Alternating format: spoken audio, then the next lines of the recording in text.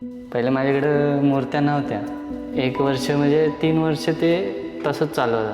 त्यानंतर मग वाडीवाल्याने विषय घेतला. त्यानंतर हळूहळू मला समजायला लागलं की आपल्या घरात पण गणपती बसत नाही. का तर परिस्थिती नसल्यामुळे.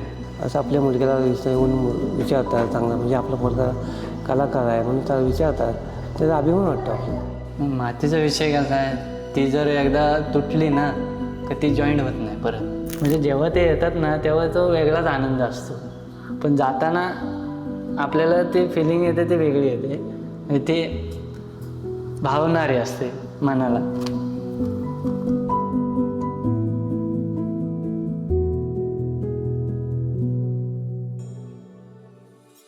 माझं नाव आदित्य पडवलकर.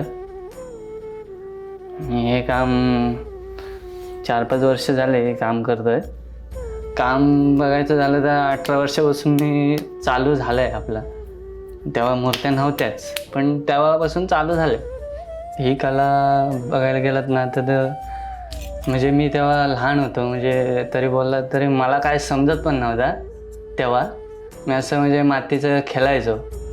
जसं म्हणजे गणपती आले की विसर्जनाच्या टायमाला हे करायचे ना, माती लावायचे ना पाटाला. तर तेव्हा मी पोरांना सांगून ठेवायचो की माती आपल्याला काढून ठेवा, आणि विसर्जन झाल्यावर पण मी जायचो काढायसाठी माती. आणि ते आणून मी असं म्हणजे 2-3 होते माझे मित्र लहानपणीचे, त्यांच्यासोबत मी असं म्हणजे माती खेळायचो फक्त. त्यानंतर हळूहळू मला समजायला लागलं की आपल्या घरात पण गणपती बसत नाही. का तर परिस्थिती नसल्यामुळे. काय ते माहीत नाही, पण त्याच्यानंतर मला तीच आवड निर्माण झाली. आणि मग ती बनवायला लागलो मी हळूहळू. त्यातूनच मला म्हणजे त्याच्यातच मला छंद लागायचा की बाबा मला हीच गोष्ट करायची. आणि मला बसवायची पण इच्छा होती गणपती, पण बसायची परिस्थिती नव्हती तेव्हा. मग काही दिवसांनी मग घरच्यांनी पण जरा विचार केला, बाहेर थोडं विचारलं की बाबा चांगली गोष्ट आहे काय, ह्याच्यासाठी करतोय ते बोलले तुमच्यासाठी चांगलं आहे ते. मग त्या वर्षापासून मी छोटीशी मूर्ती बनवली होती. आणि काय करायचो, जेव्हा ते पैसे द्यायचे ना मला घरचे, मी मुद्दामून आणून कलर आणायचो आणि कलर करत बसायचो ते ना. आणि ते तसं करता करता त्यांनी विचारलं. नंतर मग ते बोलले की ते स्वतःहूनच बोलले घरचे की आता बनवले ते बसव म्हणून घरी. तेव्हा अनंत चतुर्थी होती, विसर्जनाचा वेळ. आणि मी त्या दिवशी बसवली तिला आणि मग विसर्जन पण केले. म्हणजे असं करून मग ते नंतर मग दुसऱ्या वर्षापासून मग गणपती बसायला लागला घरी. पहिले माझ्याकडं मूर्त्या नव्हत्या. म्हणजे मी 2-3 मूर्त्या असे करायचो. माझ्या घरातल्याच होत्या त्या. माझी एक मूर्ती होती आणि माझ्या भावाची होती, अमोल बडोलकर म्हणून आहे. त्याच्यानंतर मग अजून एक मूर्ती मातीची आली होती माझ्याकडे. 1 वर्ष म्हणजे 3 वर्ष ते तसंच चालू होतं. त्यानंतर मग वाडीवाल्याने विषय घेतला की आपल्या वाडीत आहे म्हणजे कलाकार, तर आपण करूया त्याला सपोर्ट जरा. तर त्याच्यानंतर मग आले माझ्याकडं. एक जवळजवळ 50-60 मूर्त्या होत्या आमच्या वाडीतल्या. तर हळूहळू बाहेरच्या गावातून पण यायला लागल्या आमच्या. म्हणजे कलर वगैरे बघून, परत मूर्ती कशा आहेत ते बघून गणपती पण आले माझ्याकडे भरपूर. 50-60 तरी मूर्त्या आहेत आपल्याकडे. माझा मुलगा आदित्य सुनील पडवलकर आज छोट्या छोट्या अशा मूर्त्या बनवायला शिकला. आणि एक ऑर्डर पण अशी दहागावची आली, ती पण दहागावला ऑर्डर गेली आमची. बनवता मग वाडीतली पण ऑर्डर आली.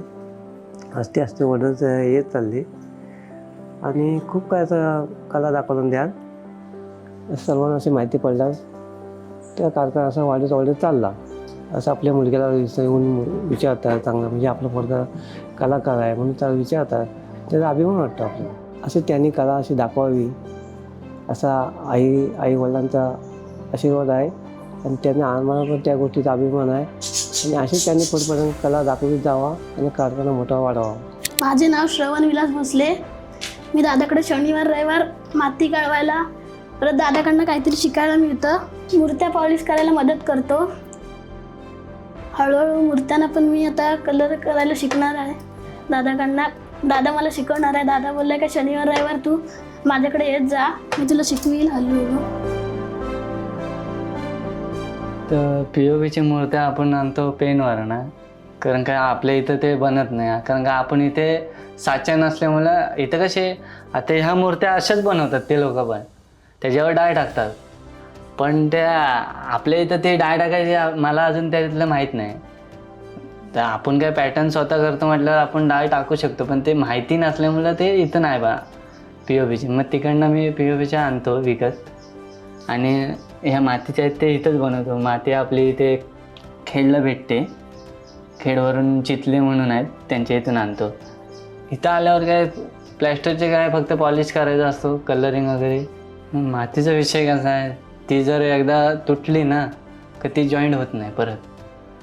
आणि ह्या POPचं कसं आहे ते जॉईंट करू शकतो एकदा, मग कलरच्या नंतर नाही जॉईंट होऊ शकत कारण का ते मॅच नाही होत.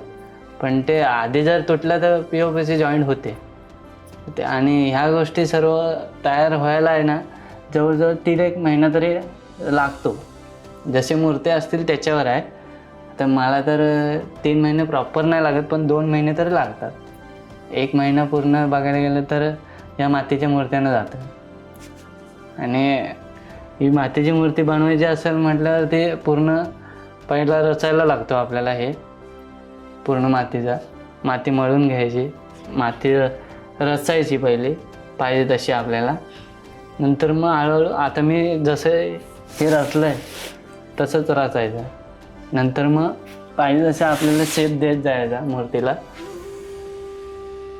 ते आपण बघू शकता इथे 5 मूर्ती मी आता रेडी, म्हणजे 5वी चालू आहे.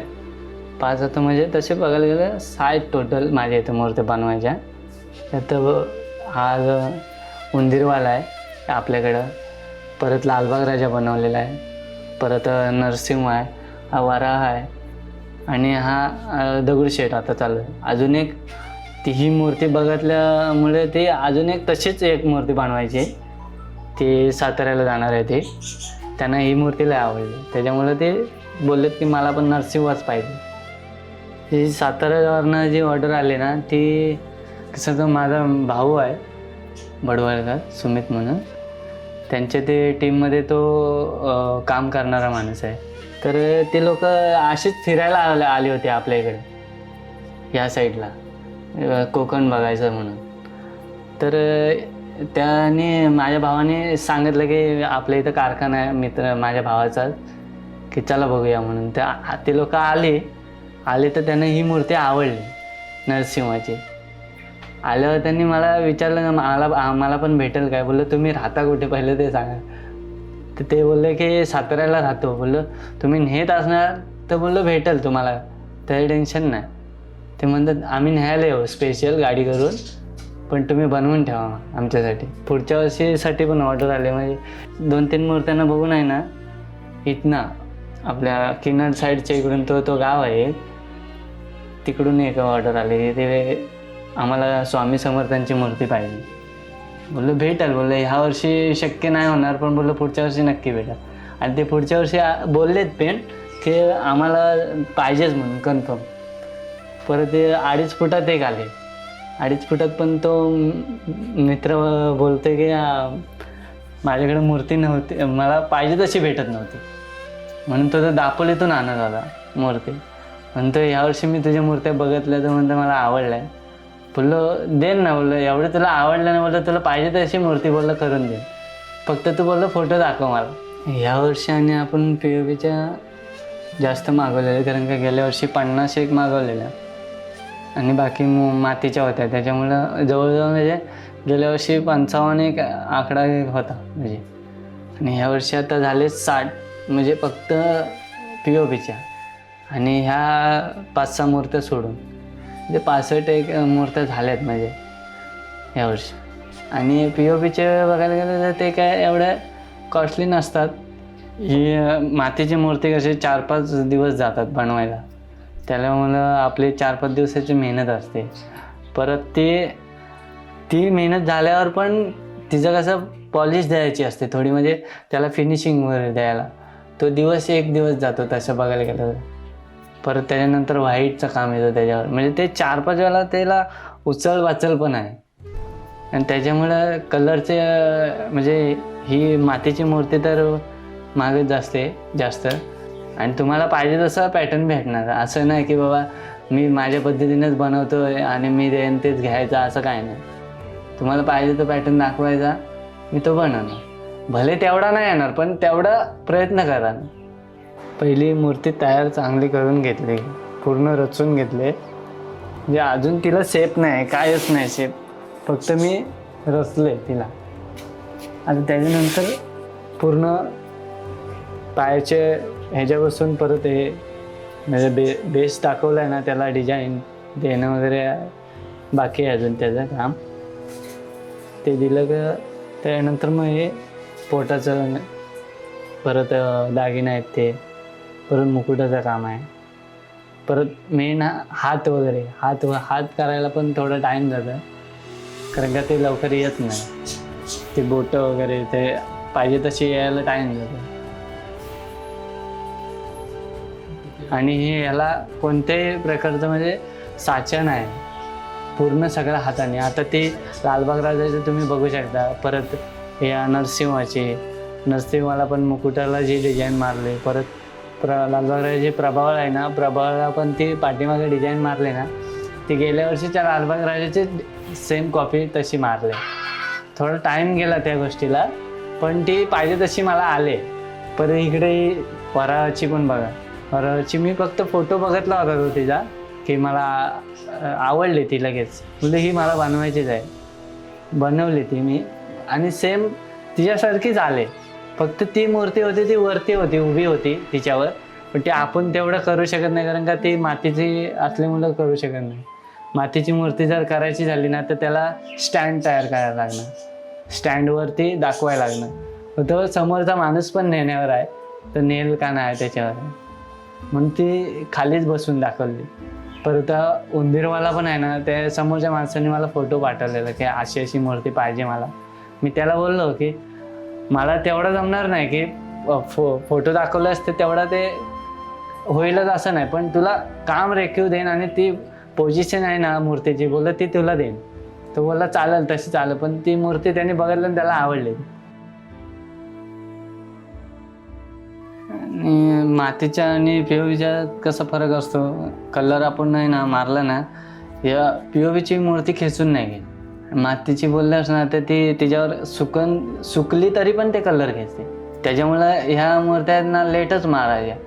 आधी मारलंय ना की ते कलर तिचं खेचून घेतला ना फिका पडतो. तसं या POVच्या मूर्तींचा नाही. POVची मूर्ती कशी तू महिनाभर ठेव. आता वर्षभर पेनवाले मारून ठेवतात कलर, पण सेम तो कलर हा तसंच राहणार. थोडासा 19-20 होतो, पण एवढा नाही. आपण जर चांगल्या क्वालिटीचा मारायचा बोलला तर तो थोडा हायला जातो, आणि म्हणजे तेवढी क्वालिटी पण देतो. असं नाही की बाबा मारलाय आणि तो लगेच उतरतोय का काय. जो आपण साधा डिस्टेंबर मारतो ना, म्हणजे मूर्त्यांना व्हाईटसाठी, तो चांगल्या क्वालिटीचा पाहिजे. म्हणजे तो आता मी तर वापरतो तो ॲक्वालॉकचा वापरतो. त्याच्यामुळे कसे व्हाईटपणा त्याला जास्त आहे, आणि तो कलर पण एवढा उठून दाखवतो ना, ते उठूनच दिसतात कलर. अजून पण त्याचे हाय लेवलचे कलर आहेत, पण ते आपण यूज करण्यावर आहे. ते आपल्याला एवढा त्याच्यातलं नॉलेज नसल्यामुळे ते तेवढं आपल्याला माहिती आहे तेवढंच आपण हे करतो. आणि मेन म्हणजे कलरिंग झाल्यावर जे मेन काम असतं मूर्तीचा, तो डोळ्यांवर आहे. कारण का डोळेच नसतील, एक इकडं बघतोय एक तिकडं बघतोय, तर त्याला ते शो नाही ना. त्याच्यामुळं बघायचे पण म्हणजे समोर देव आपल्याकडे बघतोय हे पण आपल्याला समजलं पाहिजे. आणि ते मेन म्हणजे आयब्रो आणि आतमध्येतल्या जी बावली आहे ती तिच्यावर डिपेंड आहे सगळं.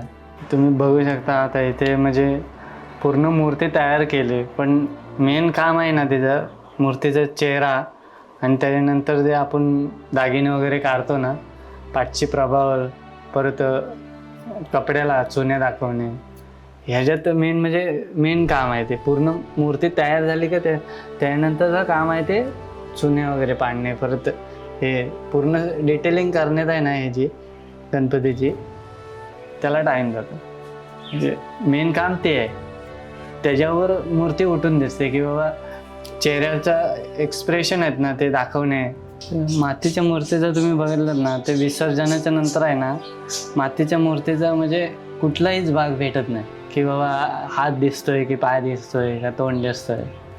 ह्या गोष्टी राहत नाहीत, कारण का तुम्ही आत्ता विसर्जन केलं ना तर सकाळी त्याची माती झालेली असते. तसं POPच्या मूर्तीचा नसतो.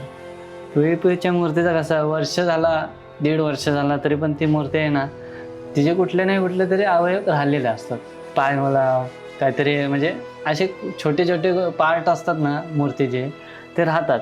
पण शक्यतो आपल्याकडं कसं आहे कोकणात ह्या गोष्टी होत नाही. कोकणात कसं व्यवस्थित विसर्जनाला जागा असते त्याच्यामुळं ते विसर्जन होऊन जातं. आणि मुंबई ठिकाणी बघताना तुम्ही आता बीचवर वगैरे ते कसे कुठले नाही कुठले तरी पार्ट राहिलेला असतात मूर्तीचे आणि मग नंतर महानगरपालिका वगैरे ते येतातच साफ करायला. पण ते आपण बोलतो ना ते मूर्तीबद्दल वाईट वाटतं ते त्या गोष्टी बघितल्यावर. आपण एवढे दिवस सेवा करायचे आणि मग ते नंतर मग विसर्जनाच्या वेळेस असं दिसतं आपल्याला. तसे आपल्याकडे कोकणात नाही. कोकणात आपल्या व्यवस्थित विसर्जन होतं, सगळ्या गोष्टी व्यवस्थित होतात. म्हणजे तुम्ही वर्षांनी गेलात बघायला तरी त्या मूर्तीचं काय भेटत नाही. मुंबईचा गणेशोत्सव बोललात तर म्हणजे जेवढं त्यांना दाखवता येईल तेवढं ते करतात. तसं कोकणातलं नाही. कोकणातलं जुन्या पारंपरिक गोष्टी आहेत त्या म्हणजे नृत्य बोला, परत जागरण करतात लोक, परत प्रत्येकाच्या घरात आरतीला जातात. तसं मुंबईला नसतं. मुंबईला फक्त मंडला मर्यादित असतं. तसं कोकणात नाही. कोकणात म्हणून लोक जास्त करून कोकणात गणेशोत्सव साजरा करायला. आणि जर तुम्ही बोललात की बाबा मूर्ती गेल्यावर कसं वाटतं तर जेव्हा म्हणजे येतात तेव्हा म्हणजे कारखान्यातून जेव्हा मी मूर्त्या आणतो ना तेव्हा मला पूर्ण एकदम घर भरलेला असतो. त्याच्या आधी खाली असतो, पण त्यानंतर जो येतो आणि मग 3-4 महिने आपण त्याच्यावर काम करतो ना म्हणजे ते पूर्ण घर भरलेला असतो. आणि जेव्हा ते जातात ना निघून म्हणजे प्रत्येकाच्या घरात विराजमान होतात ना तेव्हा त्या दिवशी जी फिलिंग असते ना म्हणजे ते इकडं यायची इच्छा नाही होत कारखान्यात की बाबा कसं जावं तिथे काय नाही असणार म्हणून. म्हणजे लांबून जरी बघितलं ना आपण की बाबा तिकडं काहीच नाही तर तिथे जाऊन काय फायदा. आणि मग त्याच्यानंतर म्हणजे ती बघायची इच्छाच नाही राहत की बाबा फिलिंग वेगळी येते आपल्याला. कसं जाणार तिथे आणि काय आता आहेच नाही तिथे तर काय जाऊन करणार. म्हणजे वाईट वाटतं की खाली झाल्यावर घर विसर्जन झाल्यावर बोललं तर म्हणजे तेव्हा 5 दिवसाची आपली सेवा असते. परत आता आपल्या इथं कारखाना असल्यामुळे आपण 3 महिने तरी आपली ती सेवा चालूच असते. पण जेव्हा ते 5 दिवस बसतात ती वेगळी सेवा असते. पण तेव्हा ते 5 दिवसानंतर जातात ती म्हणजे ते विसर्जन झाले का ती म्हणजे ते आपल्याला दुखवणारी असते फिलिंग. म्हणजे असं वाटतं की परत आपल्याला 1 वर्ष त्या गोष्टीसाठी वाट बघायला लागणार आहे. म्हणजे जेव्हा ते येतात ना तेव्हा तो वेगळाच आनंद असतो. पण जाताना आपल्याला ते फिलिंग येते ते वेगळी येते. म्हणजे ते भावणारी असते मनाला. आणि आता बोललात तर काम सोडून ह्या गोष्टी करायला येतो कारण का मला ते गोष्टीची आवड आहे. कुठेही काम जॉब लागला तरी मी ती जॉब सोडायची पण तयारी आहे मला या गोष्टीसाठी. आणि ह्याच्या पण पुढं अशीच माझ्याकडून बनत राहू दे बाप्पाची सेवा परत करून घेऊ दे बस एवढीच इच्छा आहे माझी. पैसा काय येईल जाईल.